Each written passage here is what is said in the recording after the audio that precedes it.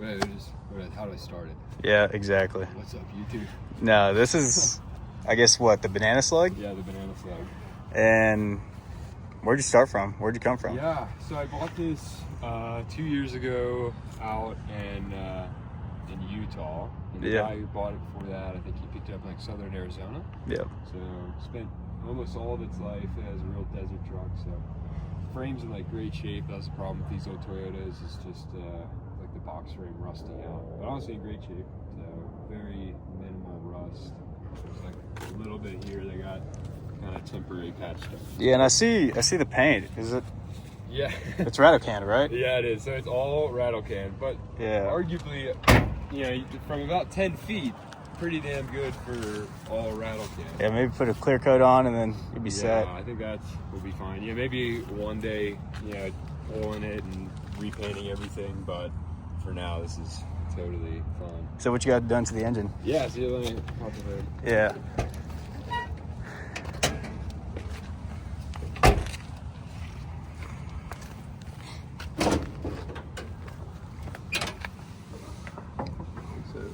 There's a lot of space in there. A ton of space.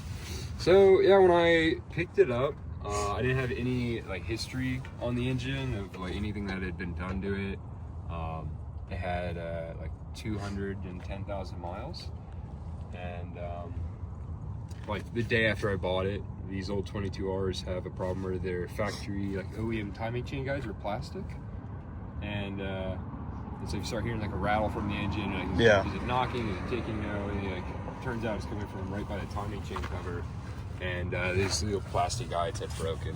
Okay. And so I ended up just getting a set of like replacement metal ones. And so I pulled the timing chain cover, and then upgraded to a dual row timing chain from LC Engineering, which was a pretty easy job. And then while I did it, like I replaced the timing chain cover, I did the new water pump. I do there, just an all new belt. But yeah, just pulled it out and was like, well, I'm here, might as well replace a couple things. Yeah. And then also did originally had the like OEM carburetor full of vacuum lines everywhere and hoses. It was like absolute kind of confusing mess.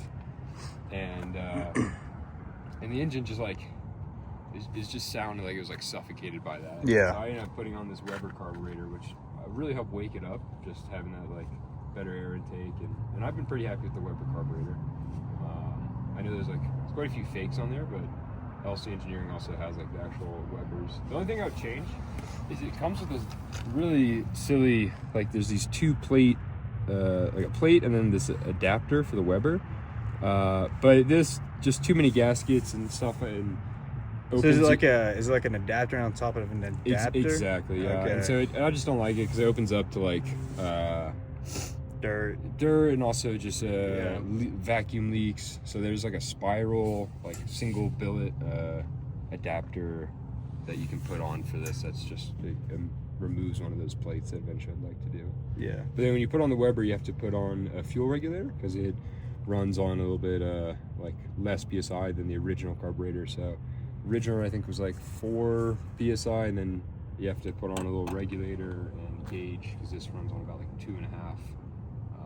So I did that, and then while I was doing all that, I also got new headers, which is I saw that cool. earlier. I was pretty stoked on that. So new headers, and then this is actually plated off over there. Just fabbed up a little plate. This was part of the whole EGR, recycling exhaust gas system that I just got rid of completely. Okay, help it run a little bit cleaner. Did I do anything else? Yeah, not much. Just changed all the fluids, changed. That's kind of it. Just kind of cleaned up some of the electrical stuff. Pulling that old carburetor really helped make this just look a little bit cleaner. Yeah. And it's a pretty big engine bay. Got some new hoses and stuff like that while I was in there. But relatively simple. Didn't do that much. More on the front here.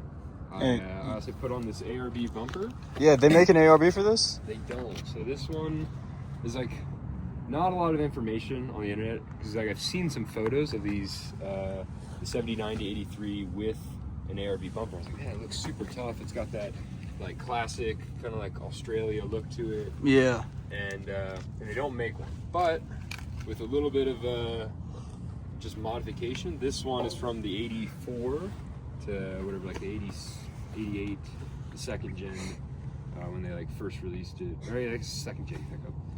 But it's nearly identical. The only thing is these wings. So on the other one, I didn't want to cut any of the body. I really wanted to keep the original like flow of the body lines and everything. And the other one extended out by about 3 inches, so it was crashing into the little like natural fender flare. So I just took just basically drew a line in a hacksaw and just cut it down. This just some of that like hungry horse stuff on the edge, just to make it look a little bit nicer. But yeah, I just basically chopped that there on either side. You got the Baja designs on there, the bright. So bright! Oh my god, it did. Yeah, the power of the sun. No, yeah, I was really impressed with these. Yeah, I was like toying because they're so expensive. But on like Black Friday, they had like a deal going. I was like, all right, I'm just gonna get them. Yeah. And I've been super happy as far as like back roads, driving in the woods, or like lonely highway. I was like so petrified about like hitting a deer and just like destroying the front end of the truck. Right. And so the ARB bumper and the Baja Designs lights, you can see everything. So it's been hugely helpful. It's pretty clean. Then the interior, what you got going on? Yeah. So the interior was all super ratty. So new carpet, new door panels. His name's like Triswana out of I think Indonesia. He, for whatever reason, makes these like OEM style door cards for these trucks. Really? And sells them and will ship them all the way like customs. He sent me a color panel of like, what colors do you want? I was like, all right, I want to kind of keep this like cool brown, like two-tone brown vibe. Sent him the colors I wanted, and like 2 months later, he's like mailed them all the way from Indonesia, which is so cool. It did like an amazing job. And I'd even taken the truck to like an upholstery like guy. And I was asking him, I was like, do you know how to like make, because the original ones were all torn. Yeah. I was like, do you know how to make these? Like, is this something I can get done? And he's like, impossible. He's like, yeah. Only Toyota knew how to make those. And I was like, all right, well, I don't like, he's like, we can do something else or whatever. But I was like, I really want that like original look. And I found this guy in Indonesia, and he did an amazing job. Super easy to install. Like, seemed a little sketchy at first buying something from Indonesia. And I was like, I wonder if it'll actually get here. But no, it did. Yeah. And it was amazing. I got some new, like, just like window trim. I just put in there. Because the other one is all kind of old and dry rotted. But yeah, so new carpet, and then the seats just have a blanket on it. But this. Oh yeah, trying to protect it and everything too. Reupholstered. Okay. Which was really cool. And so I wanted, again, to kind of keep, some people like throw bucket seats in there, but I really wanted to keep this like classic Toyota look. And I really wanted like real leather instead of the vinyl. And so I went to this guy in Florida when I was visiting my family, and I'm still like every day blown away by how nice it looks. And so this is original leather, and then he actually was able to repurpose some of the original vinyl from the seats for like the side here and down here, and this like trim pieces, which I think is cool because it kind of still has an ode to the original seat. But yeah. And then we have the little dash pad.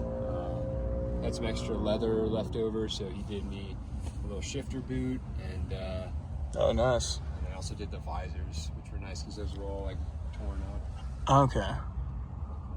But yeah, that's kind of all I did to the interior, is just freshening it up, making it look nice again. And it's pretty sweet. yeah, I love it. Yeah. Now let's see, I have this camper shell on there. This was on my old Ford Ranger, and then when that got killed, it migrated over to this. So they originally did make some like camper shells for these pickups. Right. It's kind of a unique bed size. It's like 2 inches like shorter on width-wise. Yeah. And so it makes it kind of tough finding like camper toppers. But luckily, the lip on this one was wide enough that it extended onto it, so I was able to bolt it on. And I wanted the high top as well, because you'll see I got the whole bed built out. And honestly, I don't mind that it sticks out a little bit. I think it's like totally fine.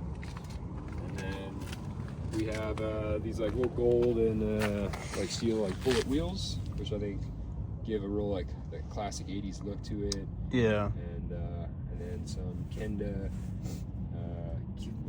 Cleaver RT tires, and these are 33 by 9.5, so the pizza cutters. But been like really happy with these. Yeah. Originally I had the BF Goodrich, whatever, like off-road tires, but they were super old and like worn out, and I was ready for some new tires and super stoked on these. And then we'll come to the back. This is what? From Marlin Crawler is I think the bumper.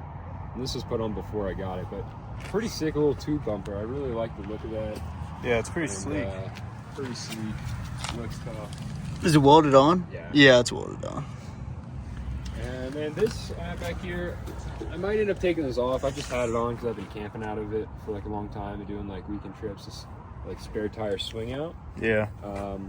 Kind of nice. I did have someone, like a lady, just like in a parking lot driving to the back of me, and she just bounced off the tire. And so I was like, oh shit, that was kind of nice. Maybe it'd help protect the truck.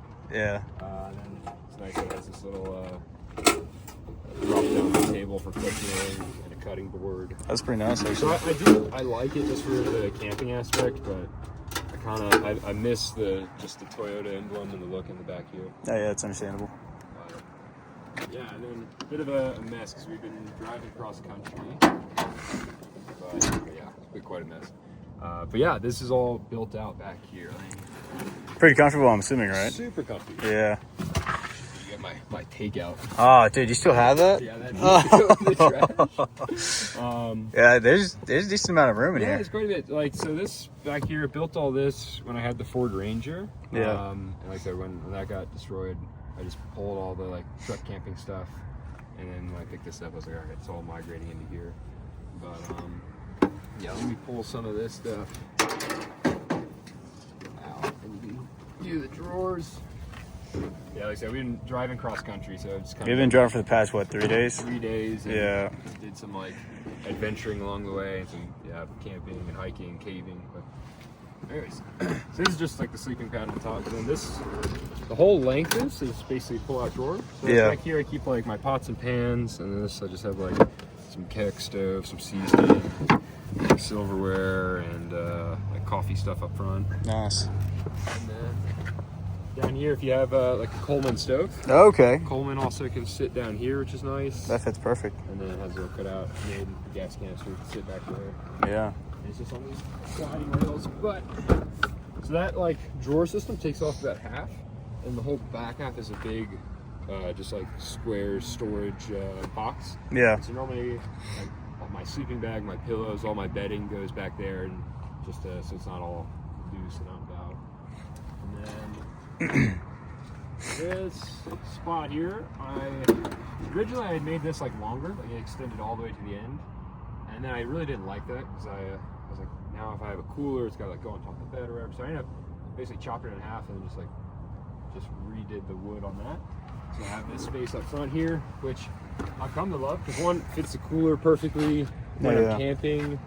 I have a spot to like swing my legs. I call it like the mud room, to like kick my shoes off. Yeah. Put any like wet stuff or dirty stuff down here when I like crawl into bed. And so I love. Oops. Got to get going, huh? Yeah.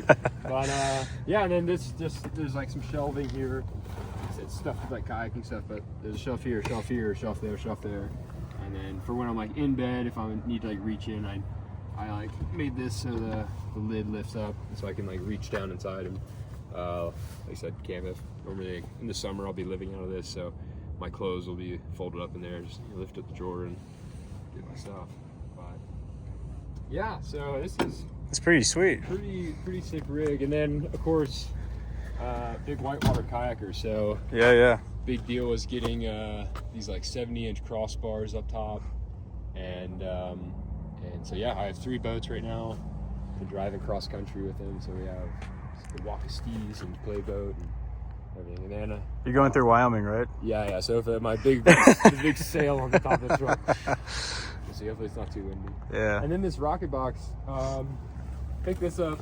A lot of the stuff I've like kind of gotten off Marketplace, but I picked this up for $170 on Marketplace, and it's brand new.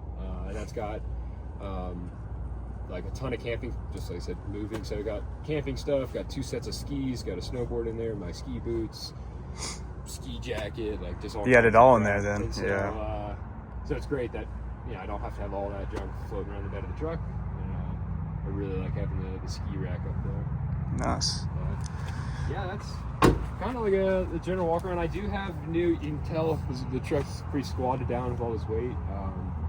Out of Colorado, there's what I think it's Alcon is the name of the company. They make like custom leaf springs. That's all they do. They've been like in business for 100 years doing it. And so I hit them up, sent them some Catskill measurements, sent them photos like what I got going on, my camper rig. I got the camper shell's like 250 pounds. I got rocket box and spare tire and the bed build out, and I sent them the weights, and they made custom leaf springs for me. So that should level the truck back out and support this weight a little bit better. So those just got delivered to Utah, where I'm going like last week. So get to Utah and get those put on. Yeah.